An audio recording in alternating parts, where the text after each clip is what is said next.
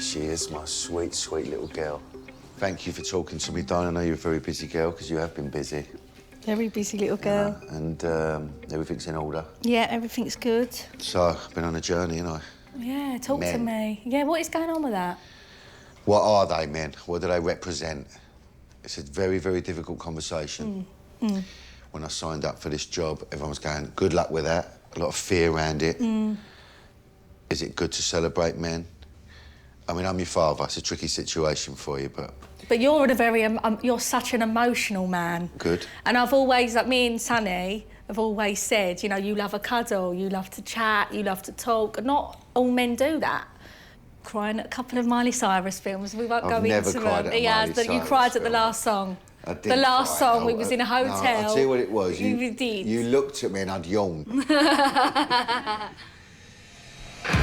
I'm Danny Dyer, and last time I looked at some of the serious problems facing men and boys today. Why do you think, as staff, we are pulling you up on that if you talk about Andrew Tate? The police officer said, you want to grow yourself a set of balls, son. And how fighting a war on men isn't really helping anyone. I might have said a couple misogynistic things. So what? The whole world just fell apart. So what now for the male of the species? Kushti mushti. How are we going to help men to help themselves? This is a form of therapy. Yeah, it is therapy. I could change everyone's lives from here. Regain their self-respect. There you go. Oh, and the trust of women. let's honour all the women in our lives. Do we need to become more feminine? Testosterone, piss it out of him, look. Or can we find a positive way to be masculine in the modern world? To be men, yeah? Let's own it. And create a happy future for men.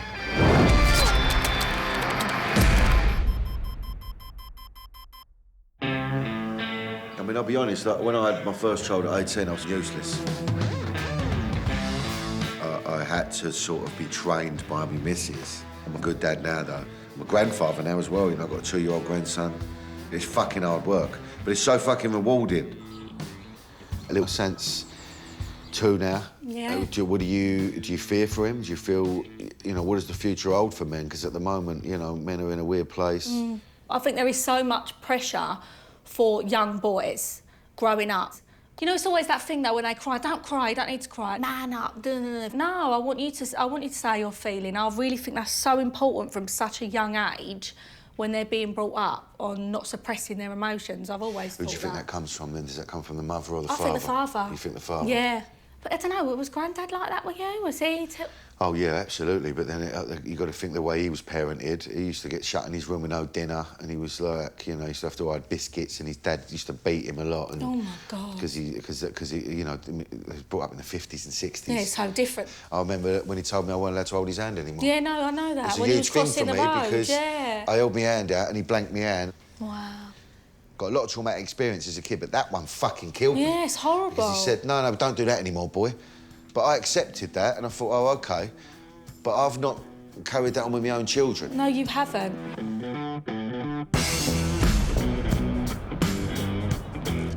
These days, men are around much more for our kids. In the last few years, the number of stay-at-home dads went up by 1/3. That's a monumental change in parenting. But can we embrace it as a manly thing to do? In his 20s, reality TV star Carl Christie was a proper Jack the Lad on MTV's Geordie Shore. 5 things you need to know about Kyle. I'm hench as fuck. I'm wicked in bed. I'm good looking. I'm the best looking lad in the house. I'll just add that one in there. And finally, I'm wicked fucking banter.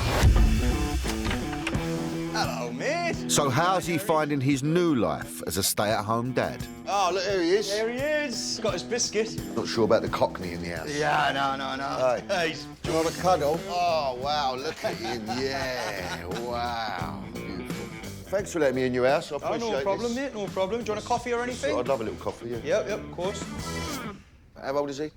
He's 17 months. That's a nutty age. Yeah. Everything goes in their mouth, fingers in plug sockets, all that sort of stuff. Got to keep them alive, basically, is what you've got to do. Here we go. All men together, plotted up. Cheers, sunshine. Thank you very much. So what is a man to you, Carl? I mean, look, you're a proper Geordie fella. Well, back in the day, I would say, back in my dad's age, 60s, 70s, 80s, 90s, it's it was all like, man goes to work, man works his arse off, comes home. Men provide, men protect, all this sort of stuff. So I went to meet my nana, right? She's 92-year-old. I took the pram, I took him, I put him in the pram and I started pushing him towards me nan. And she said, what you doing? I went, well, I'm pushing the pram. She went, yeah, but men don't push prams. I was like, Nan, are you fucking real? Well, my dad, it was written off that he would ever get involved in that sort of stuff. Yeah. He built a cot, but that was it. Didn't change a nappy, never got involved in night feeds, and that was the set standard of what it was. Now, he missed out on a lot. Aye. The way you bond with them, right, it's to do all that sort of stuff. And I think, you know, a real man does that sort of stuff, you know, and doesn't swerve it or shirk it in any way, shape or form. Aye. You married? You want some of that? Yeah? So you're sort of stay-at-home dad at the moment? So I am away quite a lot, and that's how I earn me dough. But in the time that I'm home, I have to take the time I can to get with him. Yeah. So a lot of my pals are the same. We've got a very good deal. Us, they work away either doing the army or they work away on the oil rigs. So they go away for 3 months, and then they're here for 3 months. Yeah. So they look after the kid for 3 months. Wow. It's all changed. Wow. I think absolutely this is the new age man. Oh, look, he's out of the game, look at him. Well, he's shattered, isn't he? Is it the company? Well, means not like us. Are we that boring? Is that what it is? Is that what it is? Kyle seems like a good dad and proud to be one. Come on then. Look at this place here. Wow. So I used to hang out in clubs and now I hang out here. But are he and his mates just like mums? Or are they bringing something different to the table? Here they are, the boys, look. Here they are. Proper men and all, look at them. How are you, boys? This is Danny. Adam, good to meet you. Lovely to Adam, meet you, Peter, Bill, Billy. Good to meet you, Bill. Should we get a pint, boys? Get a little drink, aye? Best soft play gaff in the world, isn't it? You can have a lager in here. Fucking head. Oh, here we go. Is this allowed? I mean, is this what men do? Yeah. Cheers. Cheers, boys. Cheers. Cheers. Lovely to meet you, boys. Thank you very much. being modern men. To being men. Yeah. Let's own it. I was going to ask you a couple of questions, really, boys, about being a parent. Yeah. I understand times have changed from when, obviously, back in the days, men didn't have anything to do with that. But now I feel like a lot, like men obviously get involved a lot more. My situation's a bit different to these. I'm actually split up with her mum. Right. But we've got a brilliant relationship. She's actually a really sound girl. Amazing. I personally think she was too good for him anyway. Obviously, I work away in the Middle East as well. You work on the oil rigs? Yeah. I did 3 months away just before Christmas. That must be hard. Which is hard work to start with. But Sophie's well aware of that, and I ring her 3, 4, 5 times a day while I'm sitting at my desk, just corners. Yeah, exactly. He's very lucky to have that, like, because there's a lot of lads I know who don't have that. Yeah. And for him to have that relationship with Sophie and be on that level, it's great. Yeah, I think because in most cases, the woman has the power to go, well, I'll tell you what, you won't see your child again. You see a lot of that going on, and as men, we're powerless. What are we going to do about it? Yeah, exactly. Everyone needs a father. Listen, my old man left when I was 9, I was lost. It's important to have a father figure in your life, isn't it, really? Yeah, I was the same. I remember being a little kid. My dad never really took us anywhere or anything like that. Yep. I learned from his poor parenting, really. So I made a conscious effort with her. She can have all the time she wants, and we do everything together, really. She's like my right-hand woman. I think we're written off a little bit as men about how important we are to kids, you know, because it's all about the mother, and the mother does this and that and the other. But if you ain't got a father within that family, it's an issue. You need your mother and you need your father for very different reasons. I think there's nothing more masculine than seeing a man with his kids. I really do. A man, you know, pushing a pram. You know, I love that. But I think we're stuck in this rut at the moment as men. I think the rise of feminism, which is an important fucking cause, you know, but it's suppressing men, you know, what their core being is. Men make great parents, and it's time to fucking respect that. Thank you so much for talking to me. You're proper geezers. Proper geezers. Right, we're going out. Yeah, come on, let's go down here. Right, ring the birds up and drop the kids off.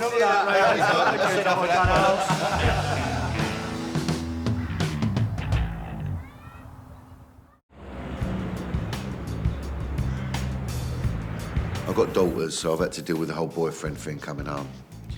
And you can bet your fucking bollocks that, you know, when my daughter brings home a nice kid, loyal, respectful, turns up early for the date, well-dressed, comes in, shakes your hand, adores her, basically, they just won't fancy him. They want the fucking arsehole. They're attracted to the bad boy, the one that's unattainable, and it's such a fucking shame. And then maybe later on in life they settle for the nice guy. Nice guys come last. And that's a fucking fact. Strict gender roles can sometimes seem ridiculous, illogical, unfair. But are they wired into us as humans? And should they play a part in the future of men?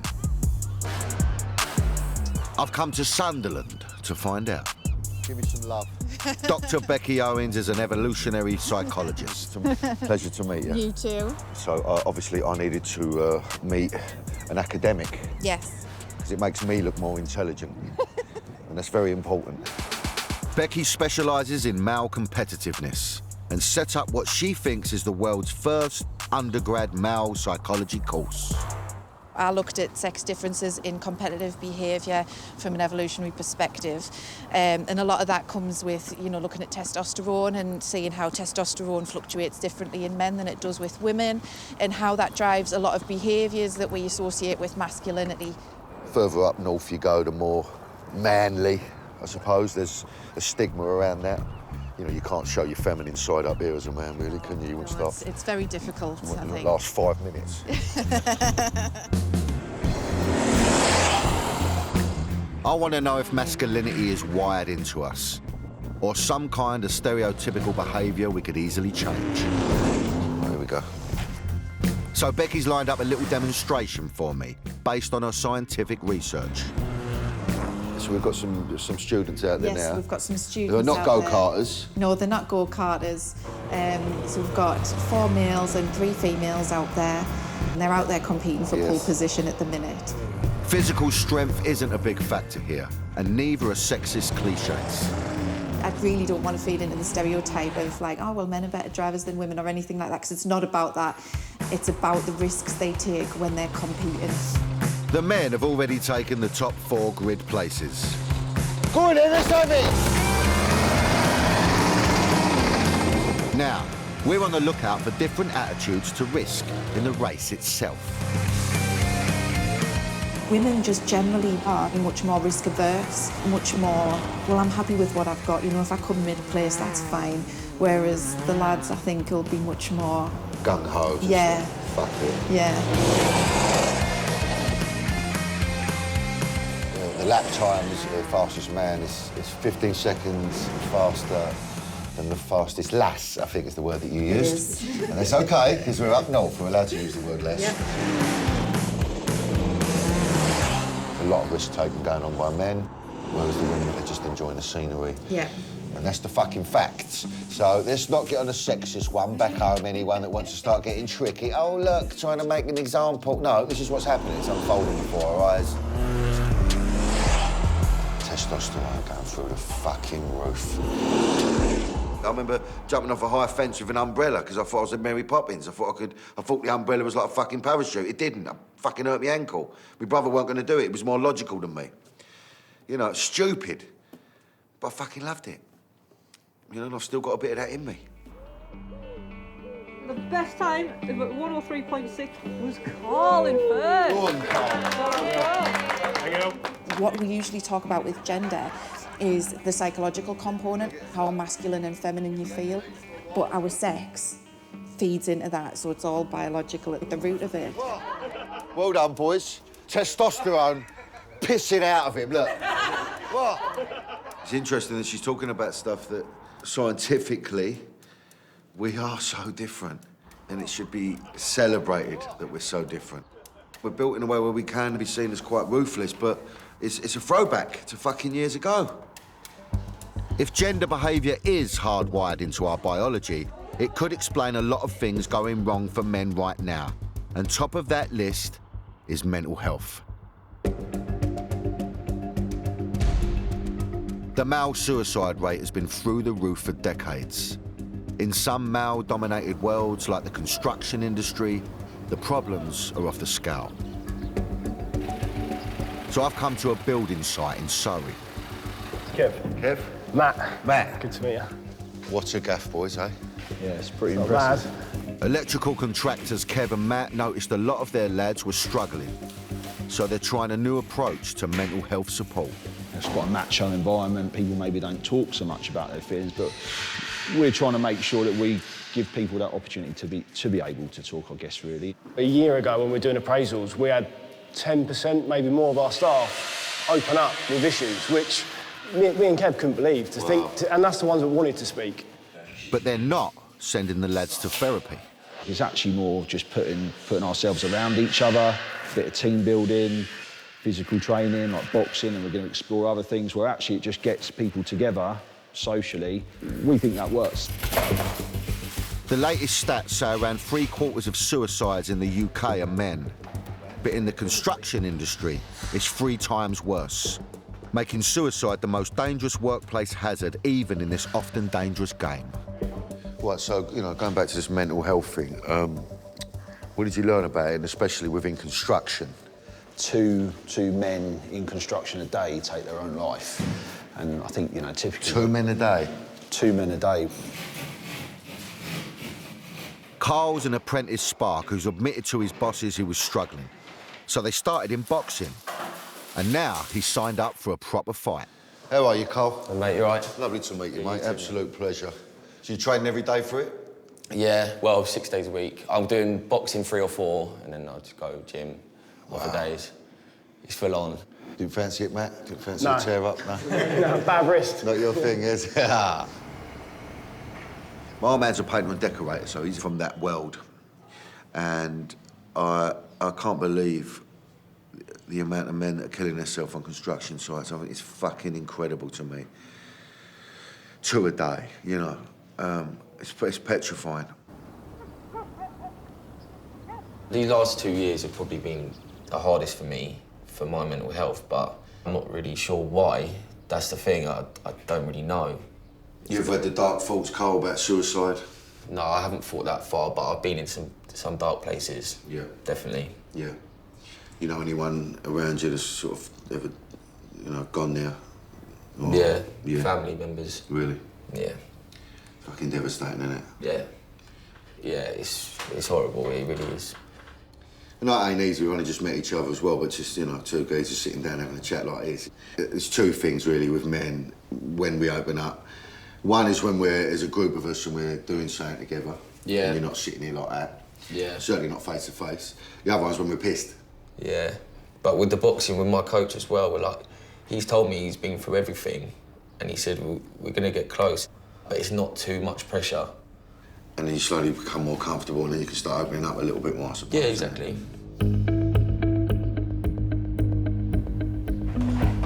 I think we just have to let men be fucking men, in a sense of, you know, we're built a certain way, and so, you know, just allow us to be who we are, and what maybe we are a little bit uncomfortable about opening up about stuff. And I love the fact that these guys are trying to channel that energy and that male energy that, you know, can clearly be so destructive, you know, channel it into boxing and it's okay to be masculine and to be able to throw a few digs at a punch bag, you know?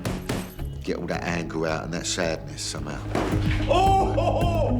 But grassroots aside, why is so little being done as a society about male mental health issues? To find out, I'm back in Sunderland with Dr. Becky to attend my first ever lecture. Thanks to you all for coming. Thanks to the University of Sunderland for hosting this. So my background is I was in the NHS for 30 years. As a consultant clinical psychologist, Martin Seeger works with women and men, but he's spent the last decade trying to understand what's going wrong for men in particular. So let's have a look at some facts about male lives. So the big one, obviously, is suicide. Men around the world account for about 3/4 of all suicides. Same with rough sleeping. It's 85% of rough sleepers are men.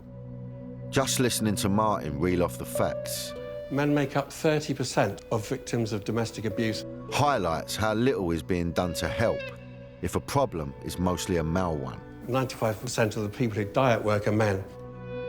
So why don't we care as much about men?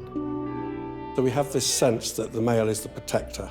So we don't think of men as victims. So we have what's called an empathy gap. In other words, we've grown so used to losing male lives, we think of men as more disposable. It's an evolutionary thing that the male has protected the social group or the tribe. This goes back to prehistorical times. The males are protectors and they take risks to fight and to protect. And the females have been nurturing kids. That's not just a stereotype, that's an evolutionary archetype. Which is why, historically, we've put women and children first. We are actually evolved to have somewhat different motivations and instincts. Martin has identified fighting and winning, providing and protecting, and being in control as 3 evolutionary archetypes wired into men. They're universal across cultures and they're universal across history. And they're not suited to the more feminine approach usually taken to mental health. We appear to be sympathetic. We're saying to men, you know, seek help, you've got to open up. So we're asking men to be vulnerable. Men prefer to talk when they're doing something, like playing around at golf. So a lot of male communication probably happens while you're doing something. And that's something we haven't built into our therapy models. So instead of saying to men, come on, open up, we need to open up to men and try to get into their world. Thank you.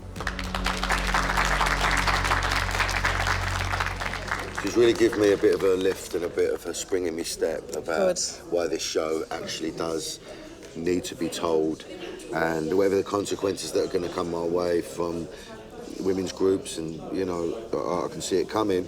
How dare men get on their high horse? Oh, fuck that, actually, because at the moment it is men that are having a tough time, and I understand that women have had it, and I understand the gay rights and different communities, but at the moment it's men. Yeah. I think I was getting a bit bogged down with it all and a bit like, you know, what the fuck am I doing? What am I running around trying to achieve here? But then Martin comes up and of course, if you think about it, we are, you know, scientifically built differently. Our cells are very much, a woman's a woman, a man's a man, and so therefore we do need to be treated differently. You know, different methods apply for a different gender. I think we can safely say that.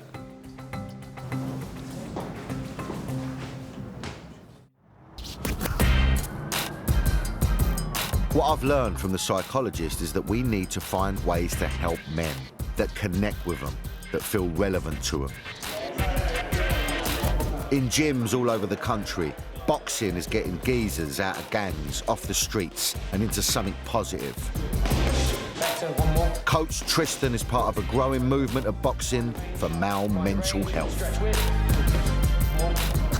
You find a lot of young men coming in here, a bit lost, and they just want to try and channel this energy and try and do something. If I'm honest, we get loads of kids that come in here, different types. You get quiet types, you get people that are just a little bit, you know, walk in, yeah. But you know what? When they come in here, I break that down. This is a form of therapy. Yeah, it is therapy. It's just magic. I could change everyone's lives from here. It's like a big counselling service, but with boxing. It asks you to face your fears. It asks you to take risks. It asks you to push a little bit further than you would. But you know, when you push a little bit further, especially in this game, you get the reward. You only get the reward by pushing here. Good, and again. Come in, my man, quick. No flow, One of the lads here is Carl, who I met on the building site. Tonight, he's going into the ring for a practice fight. Carl's going to have a little tear up. You know Carl? Yeah, I do know Carl. Great lad. I think he struggled a little bit himself. He found this, which is what you were saying. Yeah. Best place to be, because I had a pal who's exactly the same, works in construction, and I know he struggles mentally-wise as well. But the key about it is, by them coming in here, bringing those tools that they use for their construction, bringing them in here, bringing their strength, that gives them a release at the end of the day. Carl? How are you, mate? You're right. Looking good, son. You're looking good. Thank you. Nearly there. Yeah. Feeling ready? Yeah. Yeah? Yeah, I'm feeling good. So as it's progressed and as you've gone on more, you feel more better up here? 100%, yeah. Yeah? Much better. You're looking, mate. You're going to do a bit of sparring today, yeah? Yeah. I'll hang about and watch you do a bit of spar. I won't get in the fucking way. You can have Go on, have a tear up. Here we go.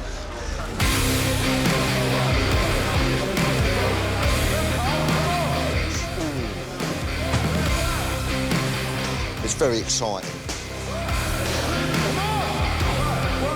Mental health-wise, you know, some people don't know how to talk, but these can help you talk. Men are generally physically stronger and more aggressive than women.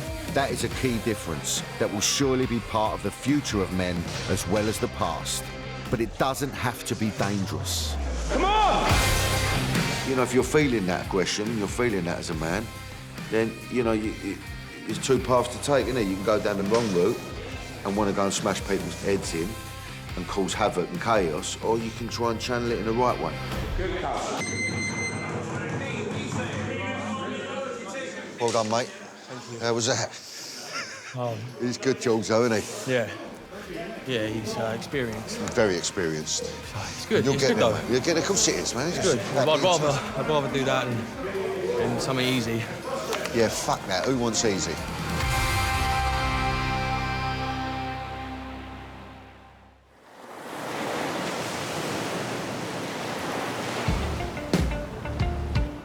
Personally, I'm more of a lover than a fighter. So I've come to Brighton, almost certainly Britain's most sexually liberated city, to explore some different forms of therapy to help men navigate the minefield of 21st century Britain. Since the hashtag #MeToo thing's come in, you know, it is confusing to some men about what they're allowed to say, what they're allowed to do. You know, the old days of having a bit of filthy dialogue with someone now, you know, I think most men probably petrified of that now. Sex is fundamental to men and women getting along. So how can we get the balance right? Well, I'm no expert, so I'm meeting someone who claims she is. Wow. Pure sex. Sex therapist and businesswoman Calandra Balfour. Oh, this is a nice place, isn't it? This is your place, is it? Yeah, this is my shop. Welcome. So do men, as we're in Brighton, just bowl in here, not a care in the world, and they just want to explore themselves sexually? Yeah, you can just come in, you don't have a doorbell entry, and there's this stuff at the front of the shop which is non-sex related, so it means that somebody could come in here and you could literally just be buying a mug. Yes. A book about palm reading or some cards, you know. Okay. Oh, don't fuck about. Oh, there you go. Weird crush, is that what I am? I don't know whether to be offended or not. Me, Simon Cowell and Louis Theroux. That's a fucking threesome, that, isn't it? Sex appeal, 10 out of 10. How about that? You're in the right place. OK, that'll do. There's a lot of bondage, clobber. But who's allowed to dominate who these days? You would assume that many sex acts, especially with bondage, is a man maybe dominating a woman.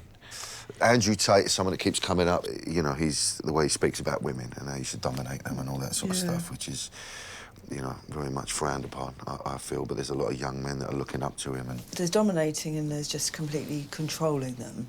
You know, I mean, I teach bondage and domination classes, I work at sex parties, and I tell anyone who gets tied up on my bench, they are the one that's in control. They have had to say yes, and if they say no, it stops. OK.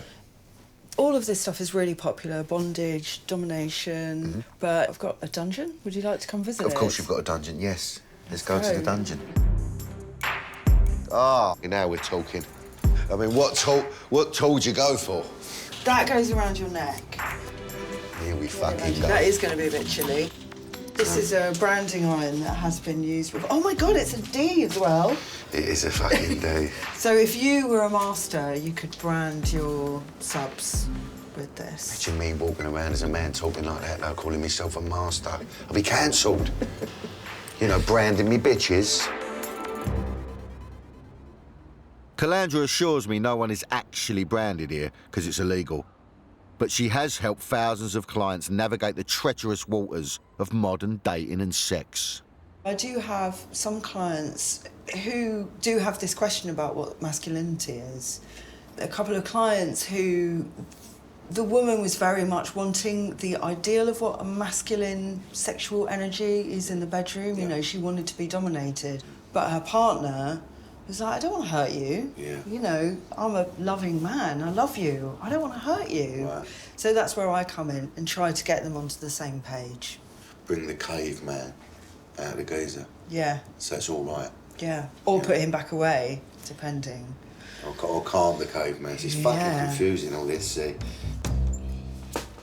I suppose it is quite confusing for men how far they want to push, you know, their boundaries. I think women are filthy fuckers and all that, and I think that, you know, you get two, you know, you get two fucking filthy fuckers together and go for your life, get amongst it. So you think a real man really is a man that allows himself to be vulnerable and allows himself to be, you know, that's masculine, isn't it? To really trust someone sexually and just let it all go. Yeah. I think sexual energy, sexual expression is a part of being a human being. Definitely, therefore, part of being a man. Come and see my glory hole. Yes, please, yes. Oh, my God. I mean, Brighton is such a little safe haven of you can be whoever you want to be. And when you can be yourself, you can have confidence in yourself, one of the most important masculine qualities. Now, ask a lot of women how they project confidence, and they'll say fashion, retail therapy, if you like. So I'm meeting a 22-year-old who wants the men of the future to up their fashion game. What's a gaff? Woody Cook, son of DJ Norman Cook, grew up here. He's well known for doing things a bit differently. Right, cheers. Cheers, young Woody. How you doing? Pleasure to meet you, mate. The pleasure's all mine. Just off the top of your head, what would you say a man is? For me, like, the idea of being a man is just walking your own walk, walking to your own beat, the sound of your own drum, you know what I mean? I'm from a very working-class background where men, old school, everyone's an alpha, everyone wants to be an alpha, you know, men don't express themselves really. So why do you think there's so much abuse and all these things? It's because people are afraid to express themselves. Yeah. They bottle it all up inside. One day they punch someone or kill someone. You recently, you went to the Attitude Awards. I've been there, that's a good night out. You decided you wanted to wear a dress. Why? Girls, they've got like 120 different types of clothes. Yeah. From a bodysuit, a play suit, I don't even know what it all means. So I was like, oh, I'm gonna wear a dress. Why not? Okay. The reaction was insane. I thought, going through London, getting on the tube, I was like, oh, God. Oh, you got the tube there, haven't you? Yeah, I was like, am I gonna get heckled, you know? Am I gonna get dodgy looks? And it's an argument to say that actually it's quite a masculine thing that you did. Well, do you know yeah, what I mean? There's no gender to it. You just fancied wearing a fucking dress. You want to walk your own walk, like you said, and fuck the system. Exactly. No matter what you are, who you are, what gender you are, it's about being yourself and whatever that means to be you. Sounds good in theory, but can it work for a 21st century granddad like me? Well, look at this. It's very vintage. But your old clothes will be in here, mate. Yeah, I think they will be. How many dads? Time for some Brighton-style retail therapy. Anything bright, innit, you? You love it. Yeah, I like bright clothes. I'm from Brighton, you know. Yeah, and all this has got a bit of touch of the Del Boy about it, I feel. This is the vibe, you know what I mean? Rolling the sleeves up. Oh, the shoulders. Look at the shoulders on. Wow, look at that. See, now we're in the 80s realms. Yeah, now we're talking about masculinity, look at that. Yeah, that's masculine. You know, what a fucking kid he is. You know, he's got, obviously, a superstar DJ for a dad, and Zoe balls his mother. Kid stands half a chance. Are you a dungarees man? Can you see me bowling about in them? Yeah, I mean, definitely. Well, I need a fucking bigger size for a start, you know. Me coming in here, I wouldn't know, you know, what's the male bit, what's the female bit? Is there a male or female bit? This is a unisex This is a unisex place. So it's like you can, you know, you can have what you want. You can wear what you want. He's quite brave, and he's not worried about fucking the right-wing mob turning around and giving it to him, you know? He's like, this is me, you know? I'm happy, I'm at peace. I've got serenity within my life. I think attitudes are changing. Clothing is less strict, it's less male, female, you know. Would this be a bodysuit then? I'm really confused. I'm not very up on it. A boiler suit? A boiler suit. Well, should we try one on each? Yeah, go on then. What's a fucker to get on? I know that. Is this why guys don't wear them? Too much hassle to get ready. Yeah, here you go. Now, I've gone for the collar up, just because I wanted to sort of, you know, sort of Elvis it off a little bit. You know, You're looking very bold. I like it. Well, fuck, I won't get run over. What I will say is that you can pull that off. Well, I don't know, what event would I wear this at? Any time. A christening. Christening? A birthday. A fucking christening? A funeral, you know what I mean? So you think it should be for religious reasons? OK, all right, exclusively, mate. You know? Yeah. What do you reckon? It's all right, isn't it? Yeah, it looks great. The thing is, it's very comfortable. This could be the new you. Could be the new me, couldn't it, eh? Here we go. Kushti mushti. That's the answer. Turn the rest of the country into fucking Brighton. And then the world's a beautiful fucking place. That's how simple it is. Of course, not everyone's going to want to live here or dress in a floral boiler suit. But there's something here that gives me hope for the future. Of some men, at least. Be who you want to be. Act how you want to act. Fuck who you want to fuck. You want to wear a fucking dress? Wear a dress. As a geezer. Sweet as. No one's going to fucking say boo to a goose. Yeah? That's what we need to start doing. But I'm still searching for an experience that can help all men. Something that reaches the core of who we are, connects us with our ancestors, points towards the future. Turns out it's just off the M25.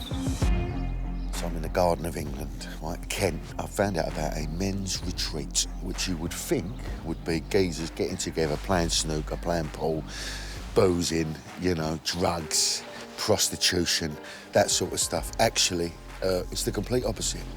It's time to have my mind blown.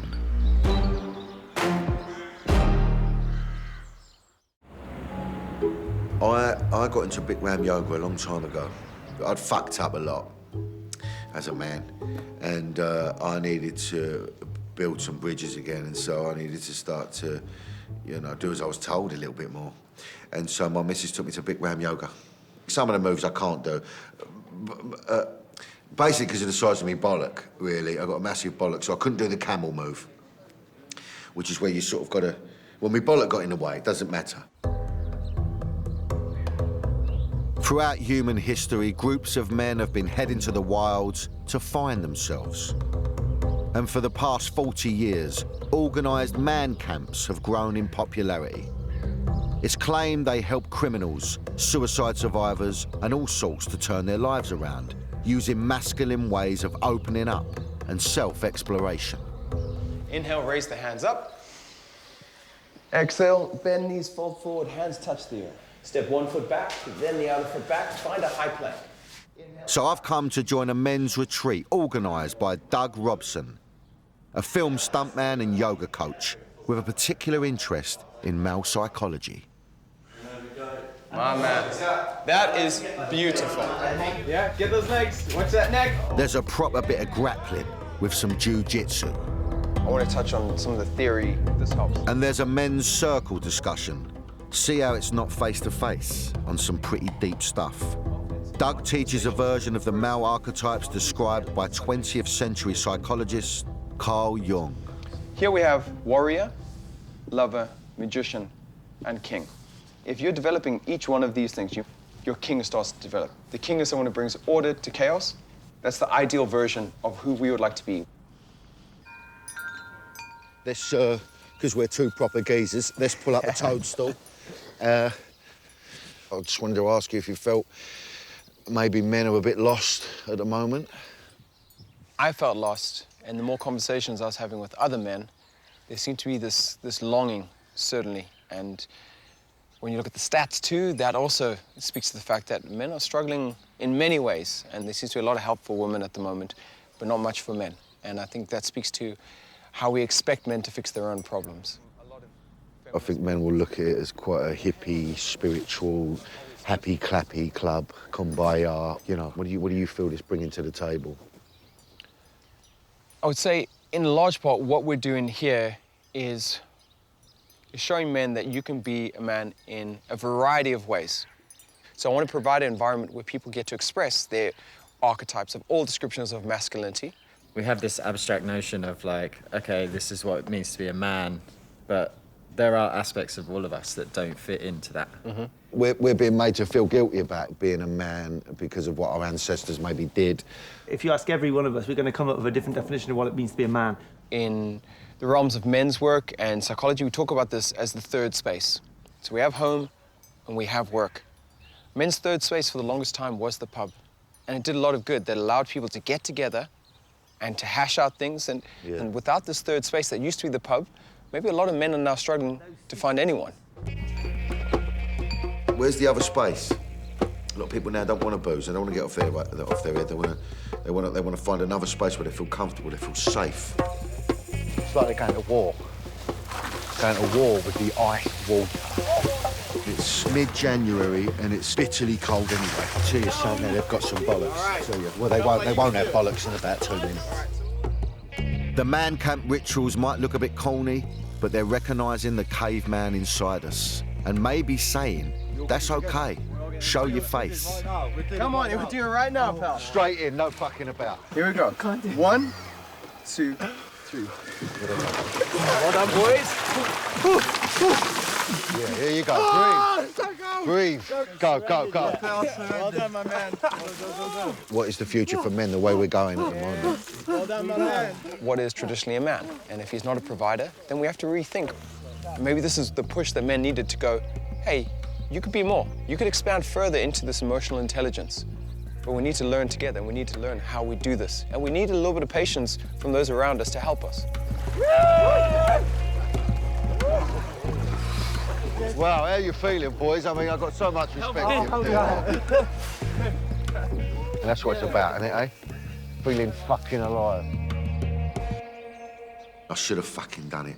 I should have done it. For any of you viewers out there, oh, he didn't get in the ice bath. I wanted to do the whole day, but of course I couldn't do it, all right, because of the filming schedule. Thank our fellow brothers for fully participating today. So we're about to drink some cacao, chocolate in its raw form. There's theobromine in cacao, which opens up certain pathways, neurons. It goes really well with these workshops because it allows us to open ourselves up a bit more and just tap into the body. I've been holding off a bit, just observing, you know. But the prospect of a mind-altering cacao trip is drawing me in. As the cacao works its magic, just find a space in the room. We can start letting the music and your body synchronize in some sort of harmony.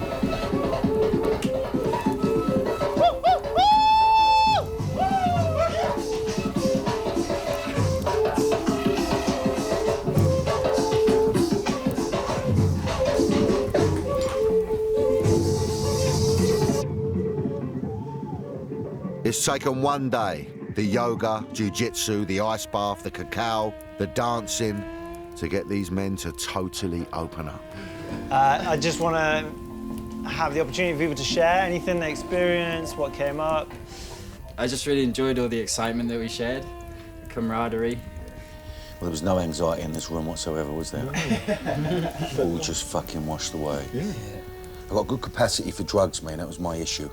So I took the cacao as, you know, waiting for it to be like, I've just double dropped 2 E's, right? So I'm waiting for that moment, That moment never came. It didn't have to come. You know, I can't do this unless I'm off my head. Yeah. And of course that never came, and I could do it, and I enjoyed it, and I expressed myself. My hips are playing up, I'm not gonna lie. You know, I do need to exercise a little bit more, but it was a beautiful thing. And it's a shame men sitting around talking like this is perceived as gay somewhat, or weak, or... You know, that's what we're brought up to believe. And this is what we've got to try and change and shift, because we're just men bouncing around, cuddling each other, love in the room, no agendas, like you said, no bollocks, all that bollocks we carry around, you know? And it was fucking joyful. Actually, let's honour all the women in our lives. I think that'll be a nice way to close. So I invite you just to close your eyes, just take a moment, think about all the women in your life. And we'll breathe that in through the nose and let it out. What an emotional day, actually. Quite proud to be a man today. You know, I don't feel ashamed of it. I don't feel, you know, this toxic masculinity thing, which is a word that, you know, none of these men really believe in. Right. Nice, man. Thanks so much. Thank you, Chris. Nice job, man.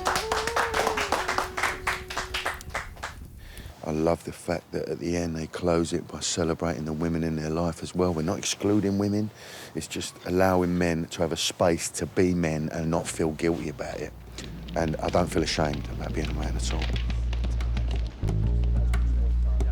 Being too masculine We need to celebrate it more because it's in our DNA. So I'm buzzing, and it ain't just the cacao. What's the answer to all this? I don't know the fucking answers. But I do know that men, we're sensitive fucking souls, and we have emotions and feelings just like fucking women do, you know, and we're just not very good at expressing them. I certainly feel at the moment that, you know, anything masculine is bad. And any sort of caveman sort of behaviour is wrong and you shouldn't do it. And if you see other men doing it, then you should call them out for it. Men do behave in a certain way. They're built differently, women are different. We're different, okay? And it's good that we're fucking different, okay? But individually, as human beings, you know, I think we've all got to be accepted for who we are. Here we are. And you, bruv. Because the beautiful thing about human beings, you know, is we're all so individual and we're so different. I think the future can be bright for men. Ladies and gentlemen, go! We've just got to fucking work at it. Get out there, go and find these places, because they're there. And fucking go and express yourself. Go and smash a bit of, have a line of cacao. And fucking express yourself.